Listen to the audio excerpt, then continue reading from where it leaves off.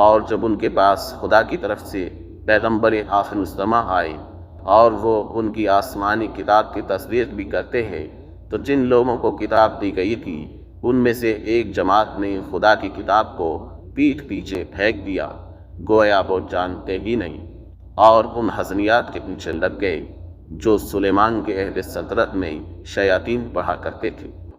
اور سلیمان نے مطلق کفر کی بات نہیں کی، بلکہ شیطان ہی کفر کرتے تھے کہ لوگوں کو جادو سکھاتے تھے، اور ان باتوں کی بھی پیچھے لگ گئے جو شہر بابل میں دو فرشتوں یعنی ہاروت اور ماروت پر اتری تھی، اور وہ دونوں کسی کو کچھ نہیں سکھاتے تھے جب تک یہ نہ کہہ دیتے کہ ہم تو ذریعہ آزمائش ہیں، تم کفر میں نہ پڑو۔ غرض لوگ ان سے ایسا جادو سیکھتے جس سے نیا پیڑھی میں جدائی ڈالتے، اور خدا کے حکم کے سوا وہ اس جادو سے کسی کا کچھ بھی بگاڑ نہیں سکتے تھے، اور کچھ ایسے منتر سیکھتے جو ان کو نقصان ہی پہنچاتے اور فائدہ کچھ نہ دیتے، اور وہ جانتے تھے کہ جو شخص ایسی چیزوں یعنی سحر اور منتر وغیرہ کا خریدار ہوگا اس کا آخرت میں کچھ حصہ نہیں، اور جس چیز کے عوض انہوں نے اپنی جانوں کو بیچ ڈالا وہ بری کی۔ کاش وہ اس بات کو جانتے، اور اگر وہ ایمان لاتے اور پرہیزگاری کرتے تو خدا کے ہاں سے بہت اچھا صلہ ملتا۔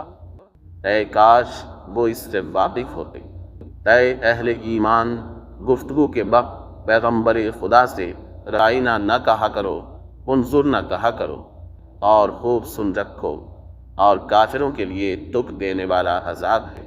جو لوگ کافر ہیں، اہل کتاب یا مشرک، وہ اس بات کو پسند نہیں کرتے کہ تم پر تمہارے پروردگار کی طرف سے خیر و برکت نازل ہو، اور خدا تو جس کو چاہتا ہے اپنی رحمت کے ساتھ خاص کر لیتا ہے، اور خدا بڑے فضل کا مالک ہے۔